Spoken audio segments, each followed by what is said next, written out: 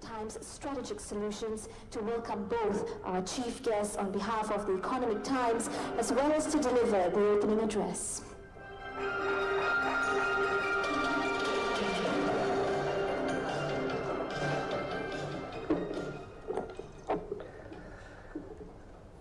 Good afternoon. The respected Honorable Dato Shri Najib Tun Razak, Prime Minister of Malaysia, respected Honorable Shri, the Prime Minister of the Republic of India, respected ministers, dignitaries, ladies and gentlemen. On behalf of the Times of India Group and the Economic Times, it's my honor and privilege to extend to you all a very warm welcome to the Asian Business Leaders Conclave.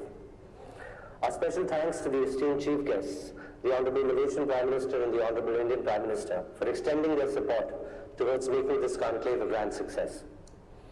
It's the inaugural edition of this very important initiative, and the encouraging participation from across Asia strengthens our confidence that we have taken the right first step towards creating a platform that can help achieve the dream of a boundaryless Asia.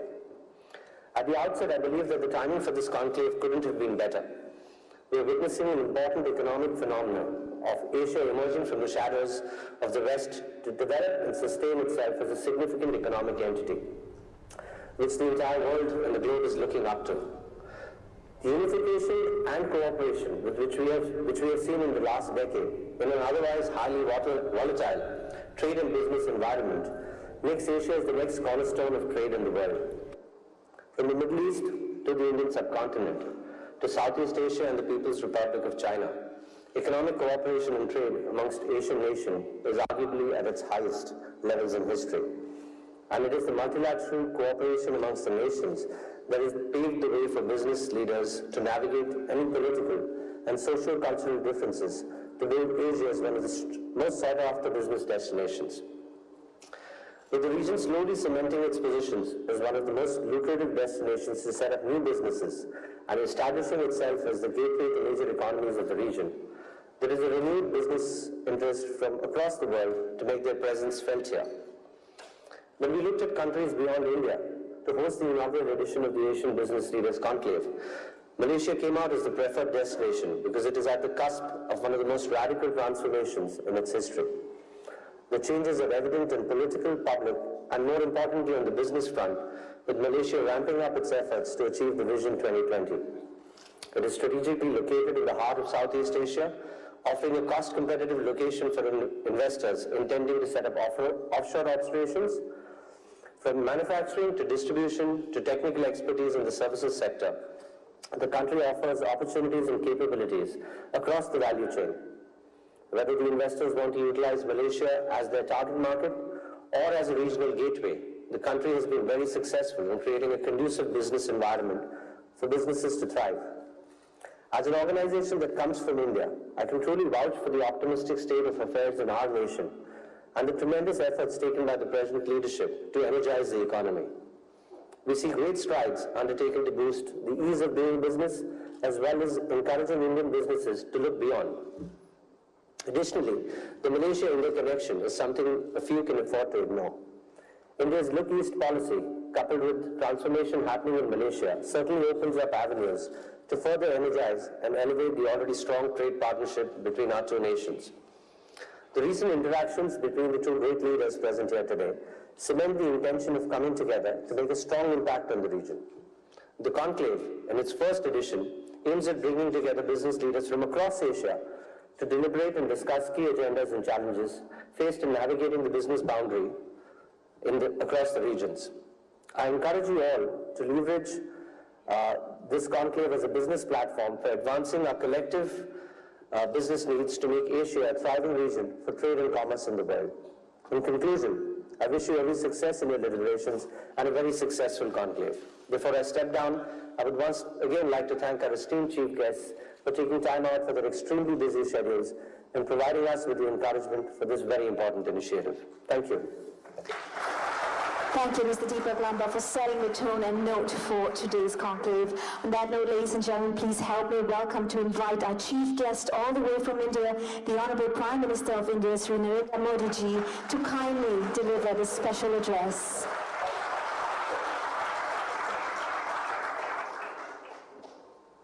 His Excellency Dato Shri Mohammad Najib Ji, Honorable Prime Minister of Malaysia, members of the management of Economic Times, business leaders, ladies and gentlemen.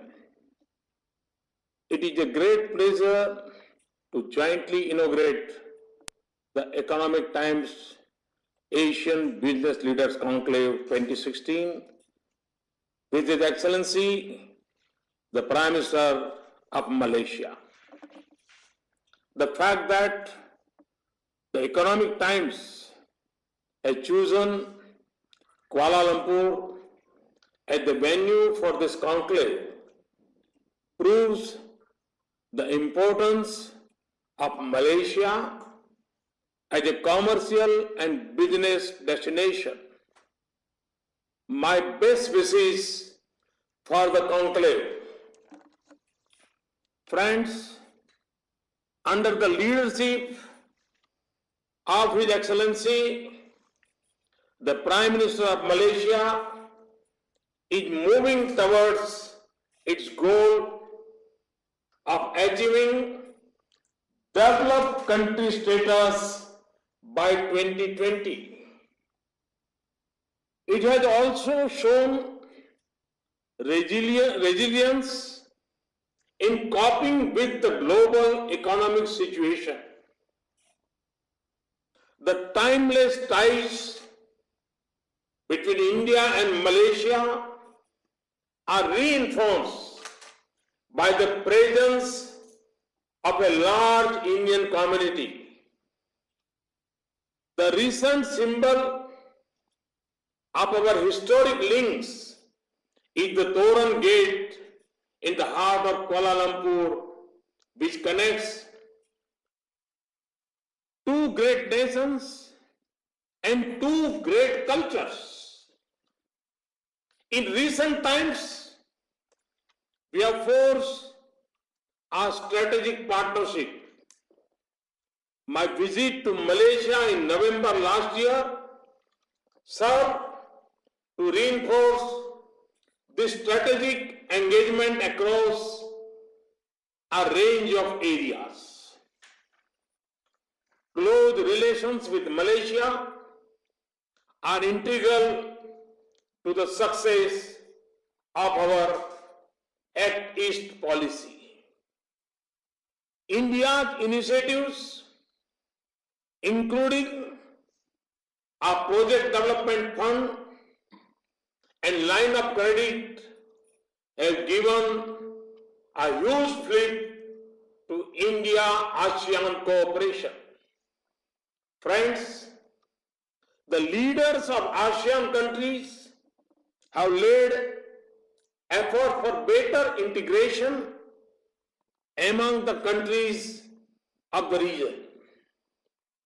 These initiatives to bring the business leaders of Asia together is therefore very, very timely. I've said on many occasions that the 21st century is the century of Asia. Asia, where there are hands to work, homes to consume, and heads have the humility to learn. Despite unfavorable and uncertain global economic environment, the growth prospects of the Asian region have been a ray of hope remain bright. Friends, India is currently witnessing an economic transformation. It is not only one of the fastest growing large economies in the world, it is also marked by initiatives centered around ease of doing business, making governance transparent and efficient, reducing regulatory overburden, presently cleaning the system from black money and corruption is very, very high on my agenda. This comes closely after digitization and introduction of GST. The outcomes of our efforts are visible from India's global rankings on various indicators. India's rank has gone up by, in World Bank's Doing Business report, we are fast closing the gap between business practices in India and the best in the world. We are ranked third in the list of top prospective host economies for 2016-18 in the World Investment Report 2016 released by UNCTAD. Our rank improved by 32 positions in World Economic Forum's Global Competitiveness Report 2015-16 and 2016-17. We improved 16 places in Global Innovation Index 2016 and 19 positions in the World Bank's Logistics Performance Index of 2016. We have opened up new sectors for FDI and enhanced caps for existing sectors. Our concentrated efforts on major FDI policy reforms continue, and conditions for investment have been simplified. The results are therefore all to see. Total FDI inflows in the last 2.5 years have touched $130 billion. Highest ever FDI inflows were received during the last year.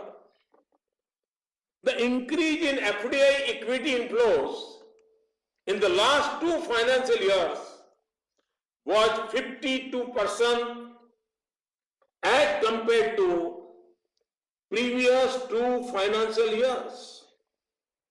Sources and sectors in which FDI is coming have also greatly diversified. Our Make in India initiative, which celebrated its 2nd anniversary this year, is aimed at making India a global hub of manufacturing, design, and innovation. I would like to highlight some of our achievements. We have now become the 6th largest manufacturing country in the world. Our gross value added in manufacturing has recorded a growth of 9.3% in 2015-16. 51 cold chain projects have been completed in the last 2 years, and 6 mega food parks have been opened since 2014.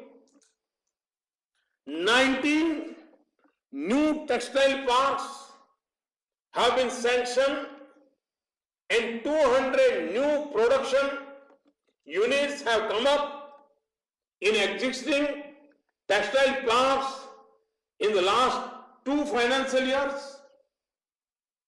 This year saw 90% jump in number of mobile phone units manufactured in India. Leading global players in the auto sector have stepped up various new assembly lines and greenfield units.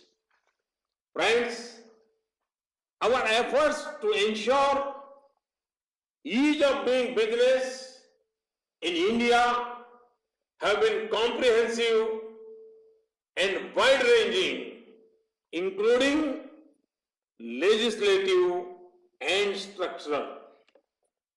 I'm happy to share that the constitutional amendment for goods and service tax, GST, has been passed. This is expected to be implemented in 2017. We are moving towards a digital and cashless economy.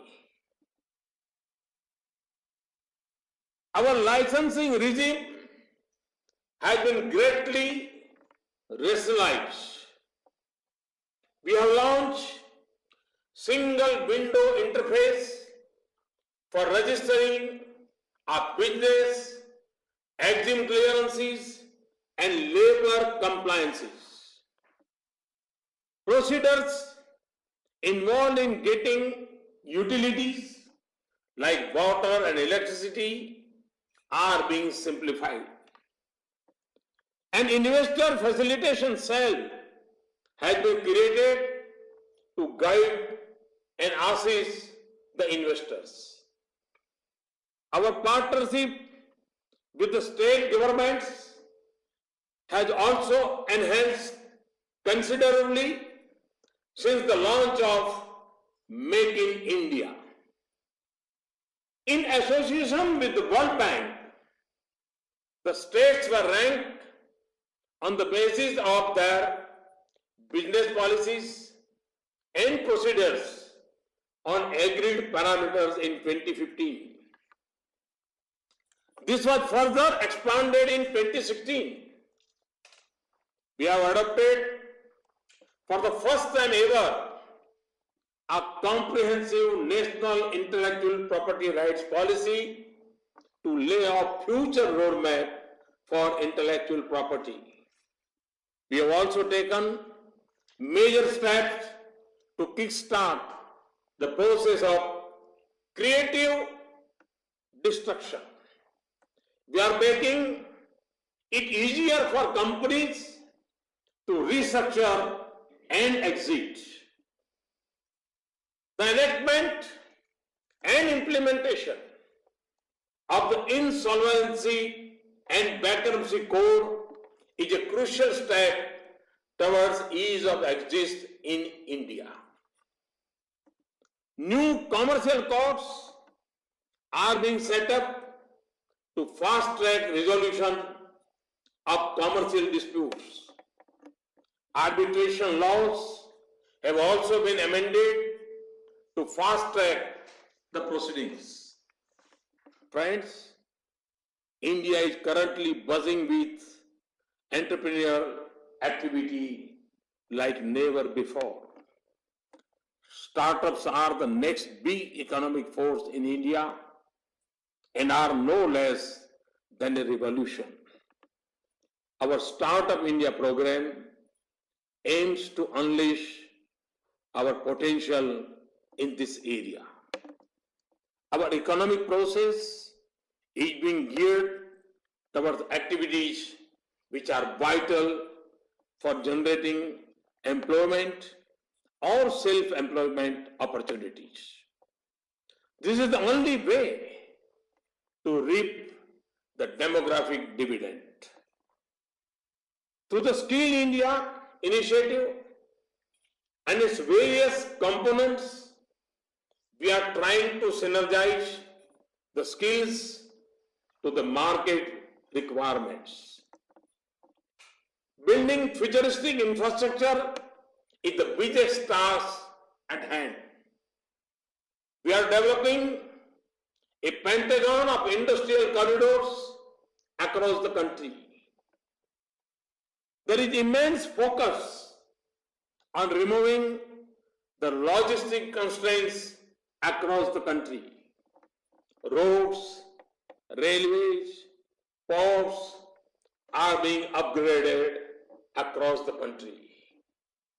To finance such infrastructure, we have set up the National Investment and Infrastructure Fund in collaboration with foreign funds. Friends, this is a time for integration. Integration cannot happen without openness. India has always been open at the heart. Now, at the level of economy also, we are among the most open and integrated economies. We welcome those who are not there in India so far. I personally assure you that I shall be there when you need me. India is not only a good destination, it is always a good decision to be in India. Thank you. Thank you very much. Sincere thanks to the Honourable Prime Minister of India, Shri Narendra Modi ji. Thank you for those encouraging words and for adding value to this forum today. Your presence here with us has indeed made this truly an Asian leadership platform. Ladies and gentlemen, now it gives me great pleasure to kindly request our chief guest, the Honourable Prime Minister of Malaysia, Yang Amat Berhormat Datuk Sri Najib Tun Razak, to deliver the keynote address.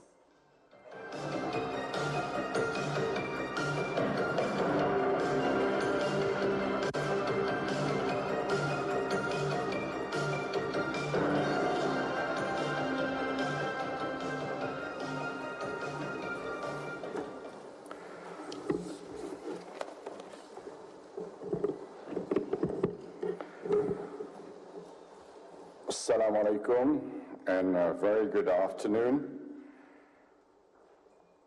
Prime Minister Narendra Modi, Prime Minister of India, Minister Datuk Sri Mustafa, High Commissioner, Mr. Deepak Lamba, President Times of India Group, distinguished participants, guests, ladies and gentlemen.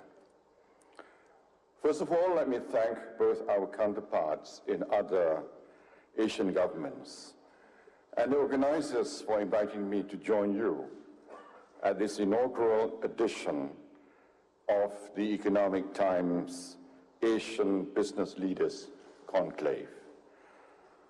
To many viewers on Facebook and the Indian News Network who are watching this live event, Namaste. This landmark conclave brings together many of Asia's foremost business leaders to discuss ways to ensure that the region remains the most thriving center for trade, investment, and doing business in the world. I am indeed delighted that it is taking place right here in Malaysia. For by choosing Malaysia as a venue, this conference is recognizing that from manufacturing to distribution to technical expertise in the services sector, this country offers opportunities and capabilities across the value chain. Whether investors want Malaysia to be their target market or to set up here to take advantage of our being a regional gateway, companies and individuals will find so many opportunities upon their arrival here. We are a politically stable country with a well-developed legal system and attractive incentives for investors. Our economic fundamentals are sound, We posted growth of 4.3% in the third quarter this year. Unemployment and inflation are low, and gross national income has nearly doubled since 2010. Next year, our growth forecast is to be up to about 5%. Favorable prospects are ahead, and the time is right for business and political leaders to come together to support Malaysia's role in building a more unified and resurgent Asia. Ladies and gentlemen, this conclave could not have come at a better time, for Indo-Malaysian relations are at a historical high. Over the last few years, they have been enhanced by our agreement to form a strategic partnership between India and Malaysia, the Malaysia-India Comprehensive Economic Cooperation Agreement. We now have extensive channels that cover trade in goods and services, investment, and movement of people between our two countries. They add to the benefits brought by the ASEAN-India Trade in Goods Agreement, further facilitating two-way trade, services, investment, and economic relations in general. We have also made important strides in our bilateral relations in a range of areas, including defense and security, as well as in the social and cultural scenes. During the visit, my friend, Prime Minister of India, Prime Minister Modi, to Kuala Lumpur in November 2015, in conjunction with the ASEAN East Asia Summits, we agreed to take further steps to enhance our relations. Our focus was on building a well-rounded partnership, and it was made clear during our talks that Malaysia is at the core of India's Act East policy.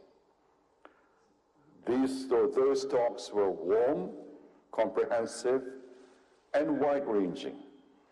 And I was truly delighted that Prime Minister Modi and I were able to jointly inaugurate the Tirana Gate in Brickfields as a symbol of our friendship.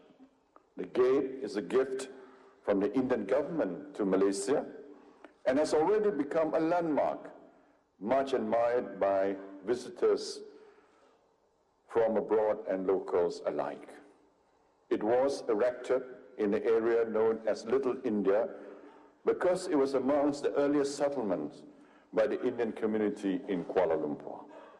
As such, Tirana Gate is not only a symbol of the friendship between India and Malaysia, but it's also a symbol of the unity and understanding that exists alongside our unique ethnic diversity in Malaysia. Ladies and gentlemen, there is great depth and history to the relationship between India and Malaysia. India has been Malaysia's largest export destination in the South Asian regions ever since 1998. From 2003 to 2015, trade increased by more than fourfold. Last year, Malaysia's trade with India amounted to nearly 47 billion ringgit, an increase of 3.5% from 2014. In that same year, India was Malaysia's 10th largest trading partner, 7th largest export destination, and 12th largest import source.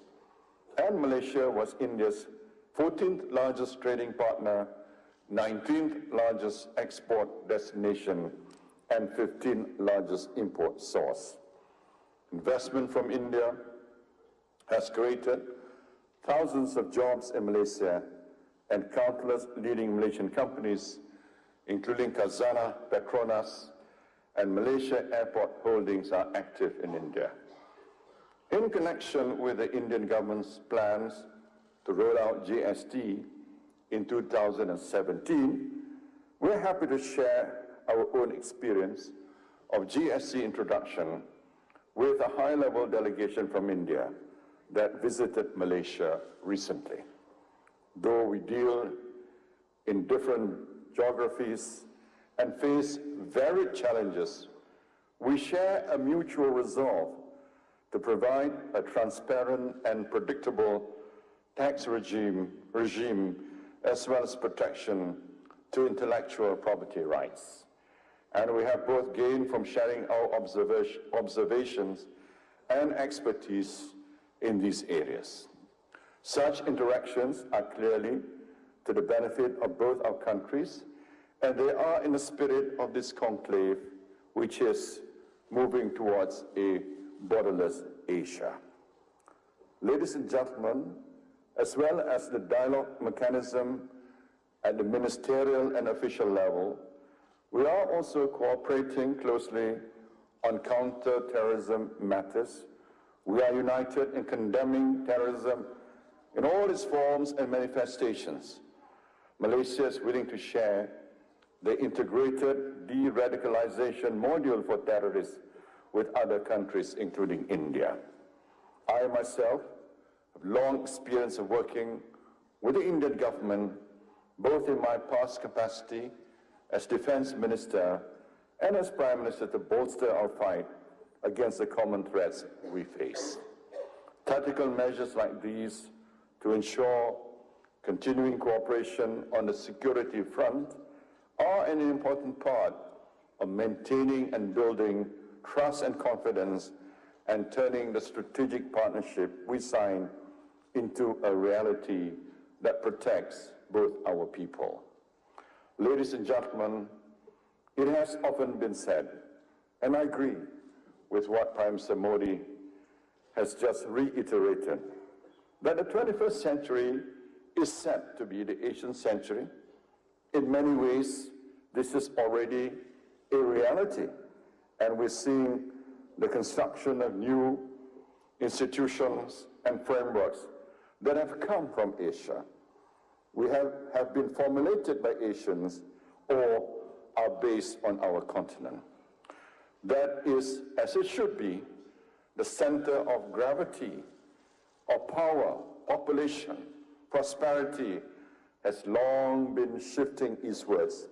And it is right that we should take responsibility for and control of our own destinies.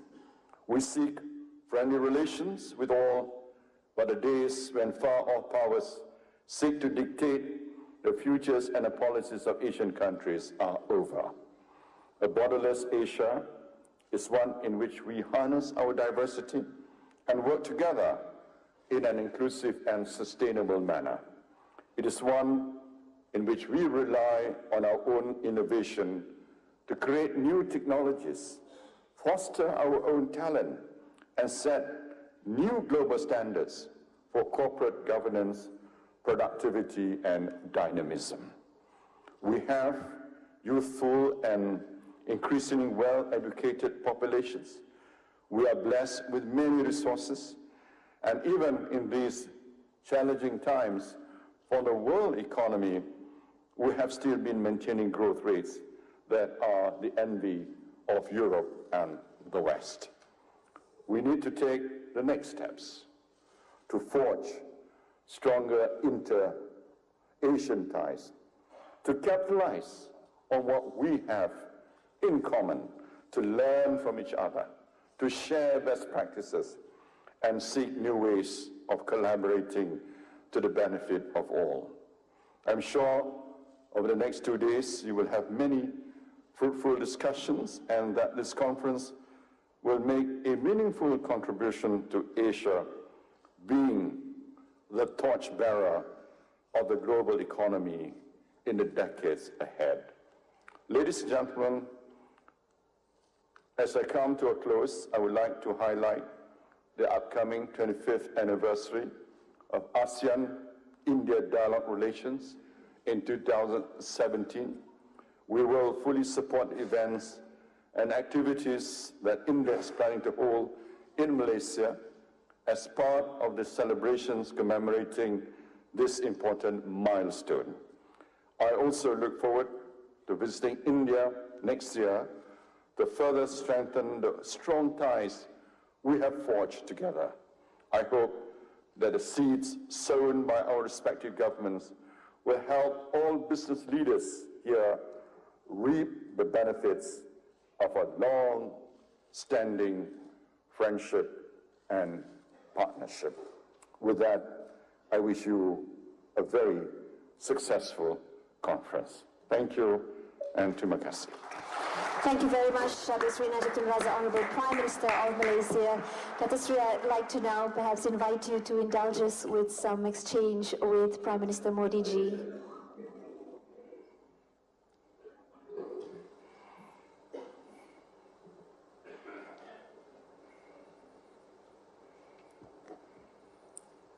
Prime Minister Modi ji, are you able to hear us?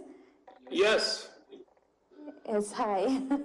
The forum is open. The hall is waiting to hear a few words from you and, of course, the Honourable Prime Minister of Malaysia. Thank you, Excellency, for your kind remarks, and we are very eager to receive you here in India in 2017. It has indeed been a great pleasure to join you in speaking to the business leaders at this event today. I am confident that our thoughts shared at this conclave will encourage the business leaders in driving and promoting the trade and investment agenda between our two countries. I had a memorable visit to Malaysia last year. We now look forward to an opportunity to welcome you in India to carry forward our cooperative endeavors. Thank you very much. Thank you for your kind words again. Excellency, thank you very much. Thank you, Prime Minister Modi,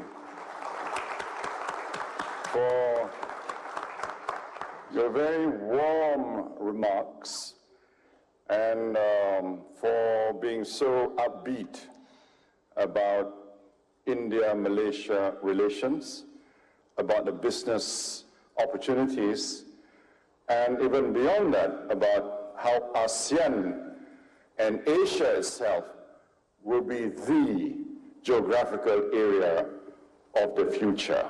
May I congratulate you for being a bold reformist, for doing things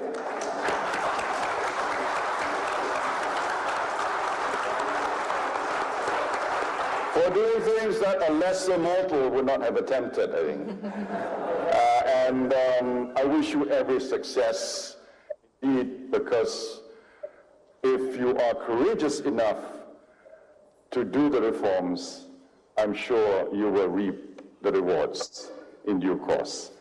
And thank you for your very kind invitation to visit India, and I look forward to visit you once again, or rather to visit India and to see some of the exciting things that are happening in India under your strong leadership.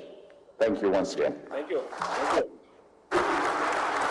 Thank you to both Honourable Prime Ministers of Malaysia and India for your time and gracing us with this event. To Yang Amat Berhormat Dato' Sri Najib Tun Razak, may I kindly request for you to be remaining on stage while we bid goodbye to Prime Minister of India, Shri Narendra Modi ji. Thank you once again for joining us.